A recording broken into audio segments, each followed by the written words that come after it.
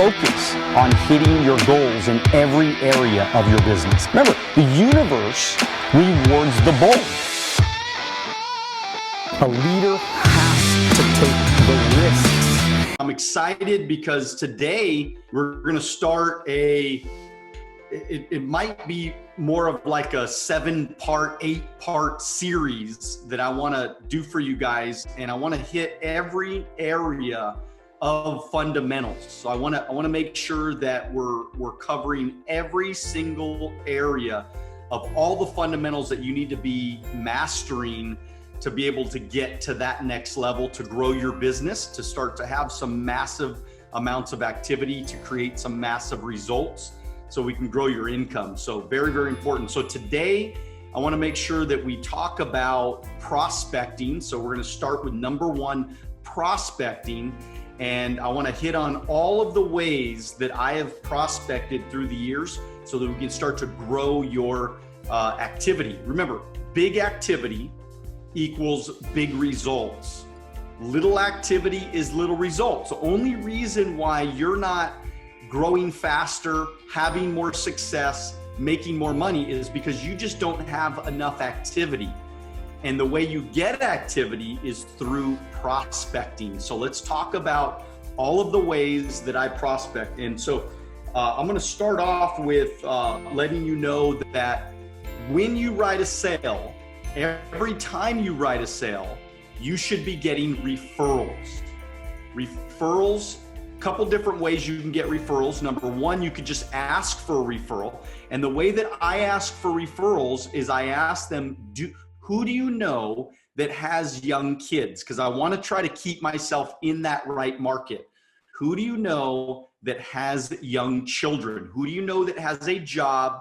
Who do you know that's a salesperson? Who do you know that's a teacher? Who do you know that's a coach? Who do you know that is money motivated? So those are the little things that you might want to start having conversations with people about, asking those questions all the time, especially when you're with them, after a sale or after some sort of transaction. Now, the other thing is, the other way that you're going to be able to get referrals is through the beneficiary close. So every time you write a sale, every time you get a result, you're going to ask them who's their beneficiary. Of course, as you're going through the application. So once you get that name, get them to get on the phone and call the beneficiary, the contingent beneficiary. Call them on the phone and book an appointment for you.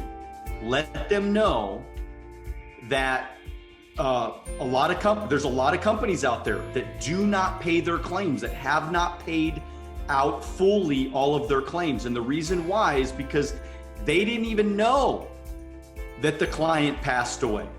If the husband and the wife die together at the same time, you have a contingent beneficiary that has no idea that insurance exists.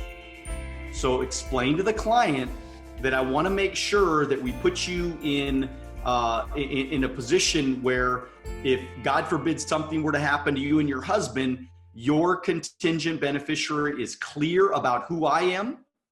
And look, this is $750,000 that we're going to be giving this contingent beneficiary. Wouldn't you want to make sure that they were educated about who we are and what we do? Wouldn't you want to make sure that they knew who I was and also what they should do with that money? It's a large sum of money. Wouldn't you want to make sure that they were clear on what to do with that, amount of cash that we're going to be, or a check that we're going to be giving them? Do you want to make sure they're educated? Every single time they're going to set up the appointment for you. They're going to get you in front of that contingent beneficiary. Also, if we can't get a hold of that contingent beneficiary, who do you know that, that's close to you that we can put as an emergency contact? So there's another 2 or 3 or 4 referrals that you can get from that. So the contingent beneficiary and of course, the emergency contacts. Lots of ways to prospect. Where have we prospected in the past? How about kids' schools? Now, I know a lot of schools are shut down right now, but we had some friends over last night and we hung out. It was one of my son's friends' parents, and we hung out with them. They'll end up becoming clients. And so there's relationships out there that you're not fostering because you're trying to keep things separate. Now, I'm not saying that you have to, try to recruit every single person in your life or try to do business with every single person in your life the minute that you meet them. But as time goes on, the people in my life, they're my clients. The people that I have relationships with, they're my clients. My realtor is my client. My realtor's assistant is my client. The person that cuts my hair, she's my client. The people in my life that I do business with, they're my clients. Or at least a good chunk of them. I would say at least 90% of everybody that I do business with, they're my client. And so I prospect people, and it's just by having little conversations like, hey, who do you have your life insurance with? Do you have a retirement program? Simple little questions. And by the way, if you don't do business with me, I'm probably not going to be doing business with you for that much longer. I'll give you an example. My pool man was my client. And we wrote him up, and for whatever reason, his wife, they had a friend of the family or something, and him and his wife decided to go with the friend of the family. After I had done a lot of work for them, I had put in a lot of time and energy, and I had also educated them about the difference between cash value and term insurance, and I had blown away the other product. I mean, just killed the other plan that they were being sold. So he's at my house and he says, you know what, we're just, after all said and done, I mean, we're talking, this was months going through trying to get them, get the policy to finally get issued. And months later, he's like, you know what, me and my wife, we just decided we're going to stay with the other guy, or we're going to go with the other guy. And I said, no problem. I didn't even try to overcome the objection because I had already kind of been overcoming the objection for a long time. And finally, I just said, all right, no problem, man. So I just want to let you know, this is your last day that you're going to be cleaning my pool. I'm canceling on you. And so a lot of people wouldn't do that because they would feel like, oh, I don't know if I want. And look, I mean, I like the guy as my pool man, but I'm not doing business with the guy. I'm not paying him what I pay him every single month, and he's not that smart. If he ain't that smart to know the difference between cash value and term insurance after I've educated him and I gave him all the information that he needed to know, and I played videos for him, I showed him third-party material, everything. If he's not that smart, I don't even want to do business with the guy. So be strong, be tough, like these people should be doing business with you. Okay. So, but school kids, right? Parents at school, sport. How about sports? You know how many clients that we have today because of soccer, because of baseball, because of clients that we've had, parents that we've met throughout the years. So we're always making friends. Now, we're not making friends for the specific reason that we want to sell you, right? That's not why we're doing it. We're just genuinely happy to meet new people. We love to make new friends. We love to build new relationships. We don't try to recruit every single person. Now, if we feel like they're a good match, maybe we'll bring it up. And by the way, a lot of times people ask us about, hey, tell me more about the business. I went golfing last week and I played by myself. And sometimes specifically I go and I play by myself because I want to meet new people. I want to make new friends. And so I get on the golf course and the guy says, hey, the guy at the front, he's like, hey, why don't you go play with that guy? He's playing by himself too. So I meet this guy, Josh, and I mean, super, super good golfer. I don't even know why I'm playing with them again. I'm actually playing with them again tomorrow, but super great golfer. I find out that he's a police officer. And one of the first things he tells me is, obviously you guys know what's going on in America when it comes to police. And he was like, I don't even want to be a police officer anymore, right? Because, you know, just the environment of being a cop, right? It's way more dangerous now just because people are so volatile. And he's like, hey, I don't want to be in this position if I have kids and I have a wife. And when we start having children, I don't want to be in that position. I'm looking for a career change.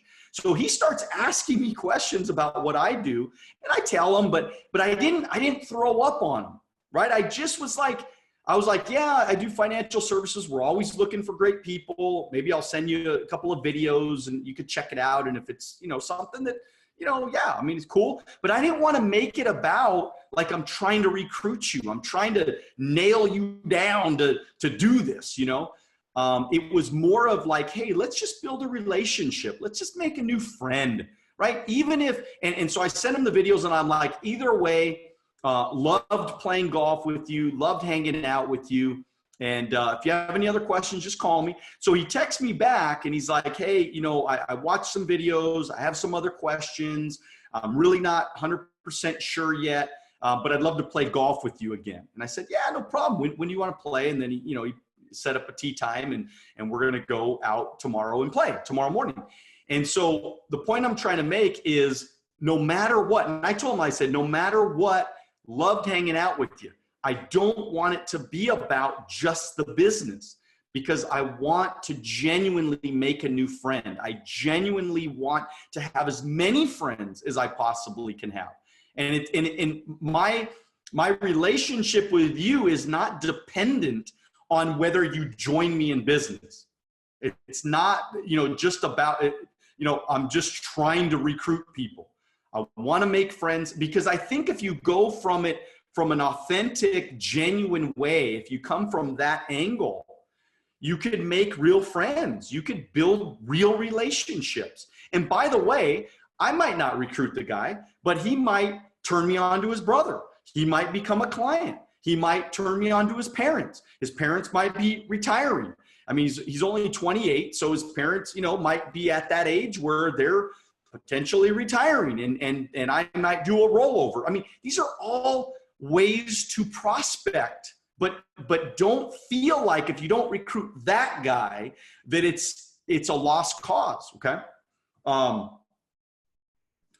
So, and then of course, referrals, just like I was saying, like just asking directly, who do you know? Who do you know? Who do you know? And then there's family. Okay. So we've all gone through our warm market.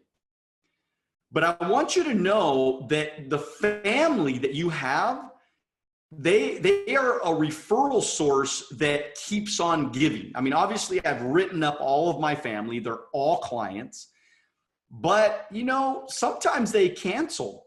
Sometimes they fall off the book. So every once in a while we go back and we look at like, is this person a client? Is this person a client? Is this person a client? Because they might have canceled on us 2 years ago and we didn't even know that they canceled on us 2 years ago. So we go back and we re-look at lists and and those are now real potential pieces of business that we can get back on the books and we could rewrite them up.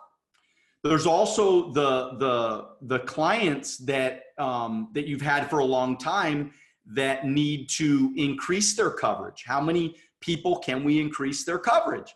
How many people that maybe 5 years ago when we tried to recruit them, they were perfectly okay, but now because of the pandemic, they've gotten laid off, or maybe they're starting to reevaluate, what they reevaluate their position. Maybe they got demoted.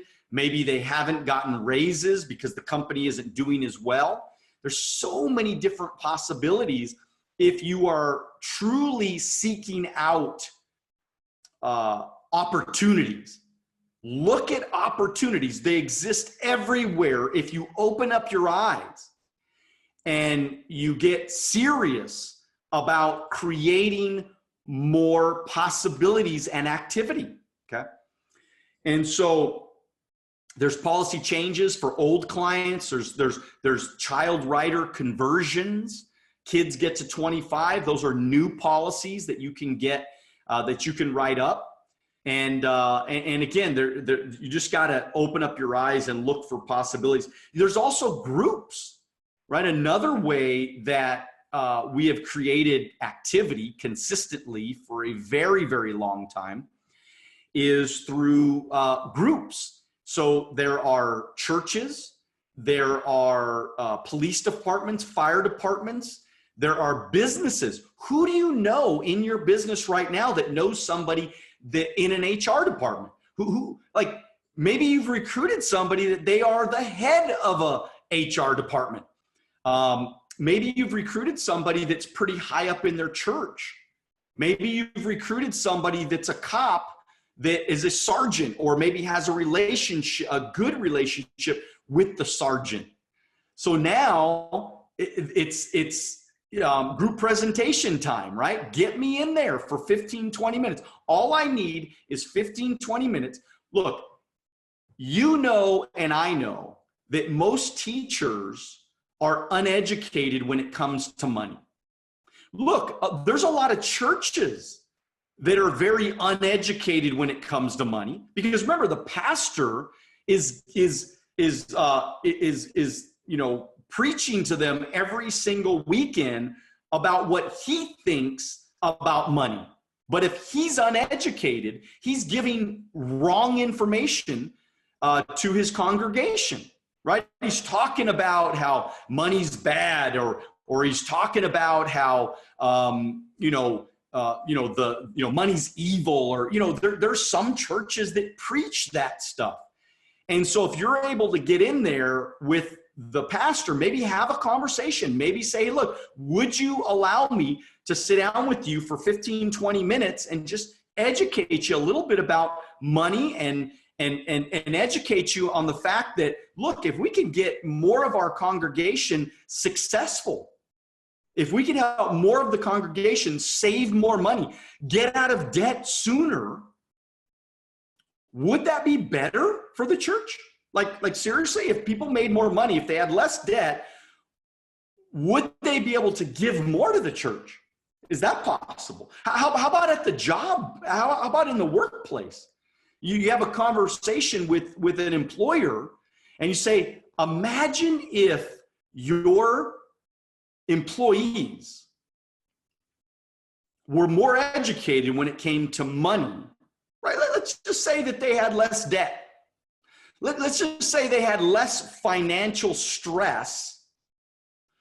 Could that be better for their mental health, number one? And if, of course, their mental health is better and they're a little bit more financially free, a little bit more financially stable, could they be better employees? Could they be happier employees? How about if you were the reason that they're better off financially? Like, for example, you gave them the education to be able to get more financially stable.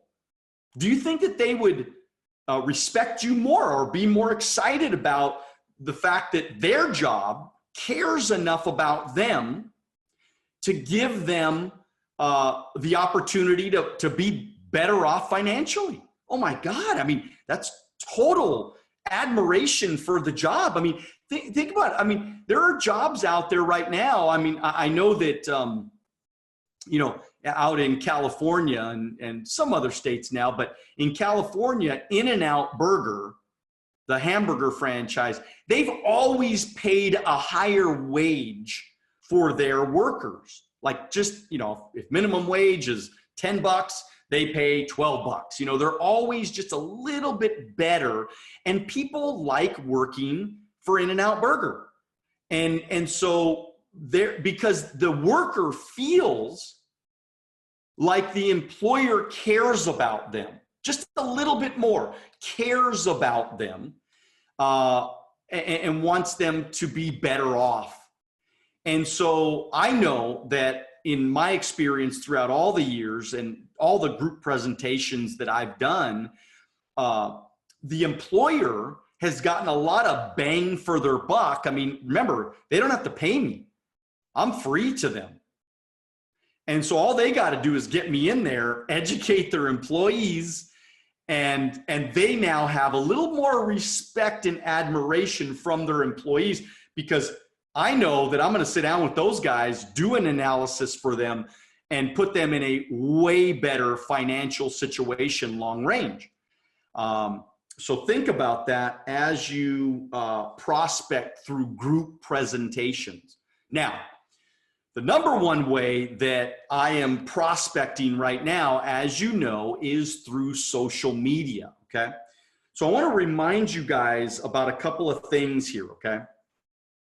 I want to remind you of your presence, okay? So these are the things that you need to really consider as you start to build your brand on social media, because building your brand on social media is you prospecting through the masses, okay?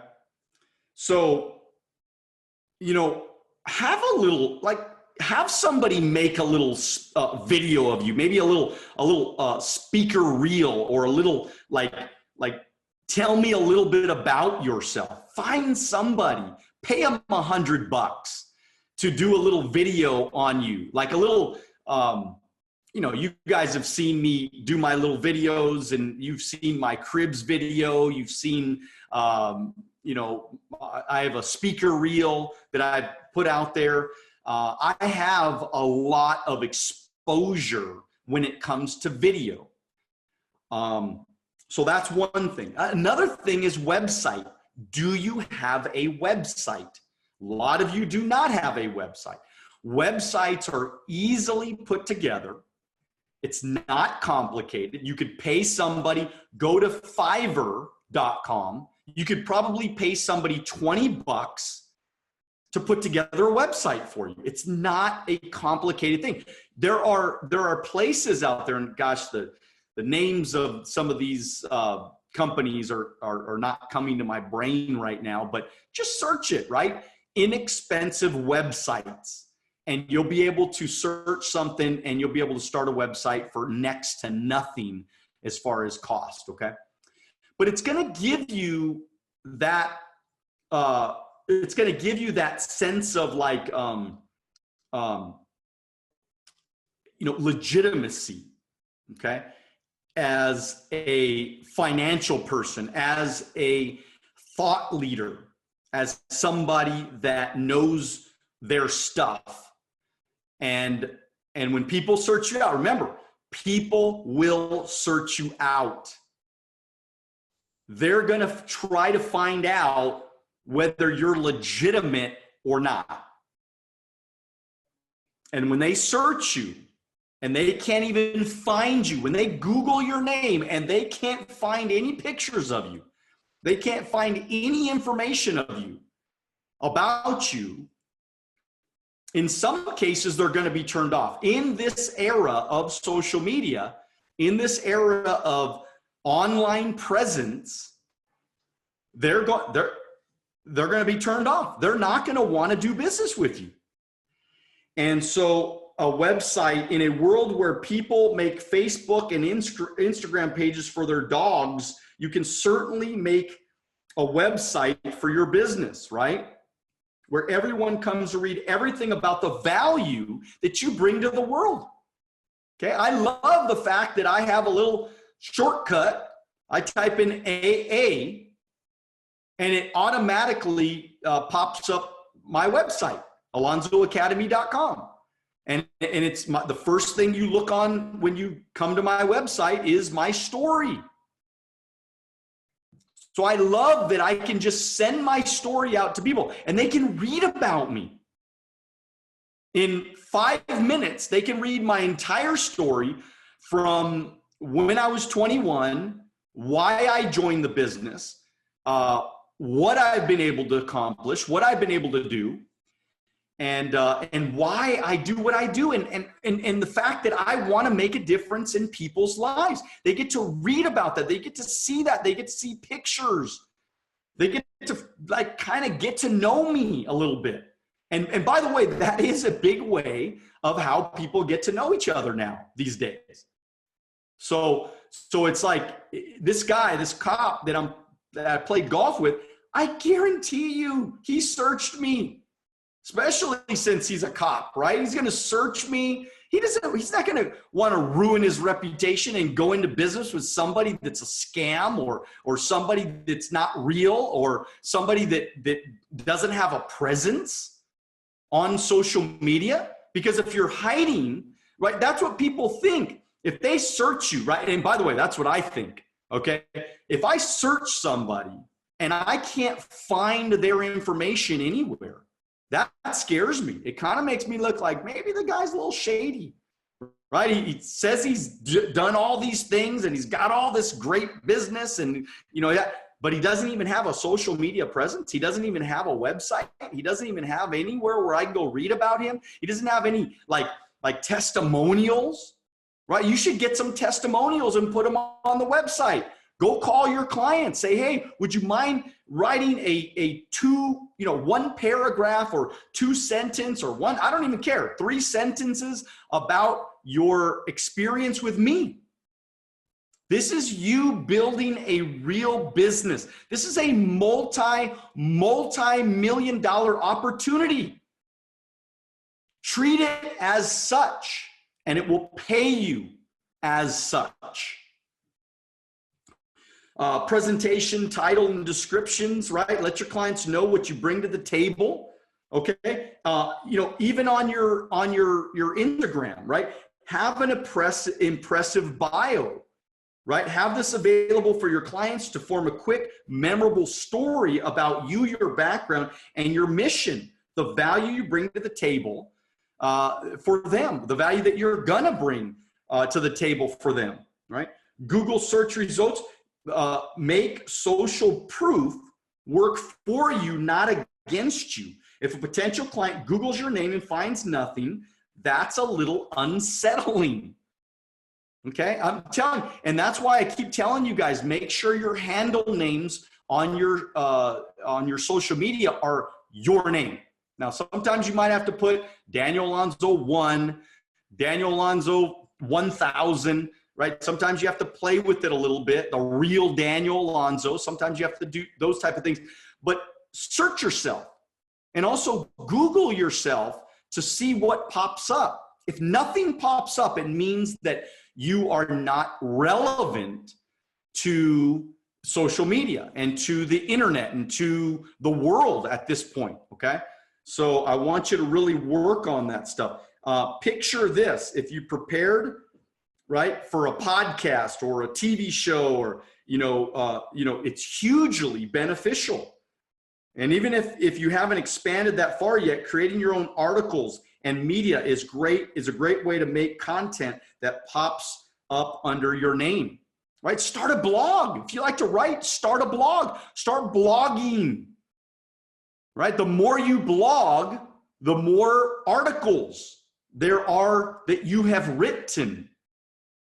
So if you have a lot of articles written, well, guess what? You're going to pop up on the top of the social media or the top of Google. It's called social proof, guys. It's social proof. Remember, information plus action equals transformation. And all this information is great information, but if you don't do anything with it, then you're going to be irrelevant to the world. And our job as thought leaders, our job as business owners, as people that are trying to create businesses, big business, recruit, for us to try to recruit and train and develop other people and prospect, you're going to have to stay relevant. Always stay relevant. Always be thinking in your mind, am I attracting eyeballs to me every day? I wake up in the morning, I'm thinking about, I need eyeballs. I need more eyeballs. I need more friends. I need more relationships. I want to create more of an influence with the world. That's our jobs as business owners. I mean, look, Coca-Cola does it. Pepsi does it. Apple does it. Apple gets up every single day and they go, how can we create more eyeballs? How can we create more people that are raving fans of Apple? That's it. That's their job. That's Apple's job as a company. Now, I'm not saying you have to do that 24 hours, 7 days a week for the rest of your life. You don't necessarily have to do that if you don't want to. But to go from zero to $500,000 in income, you're gonna have to do that. And that's your job here. I want to get every one of you to $500,000 of income minimum. I know some of you want to make $1 million and $5 million and $10 million. That's great. But let's get to $500,000 first. Let's get to 250 first. Some of you guys, let's get to 100 first. But there's certain things that you're going to have to do to be able to create that. And having a presence and prospecting as a way of life is going to be a part of the equation.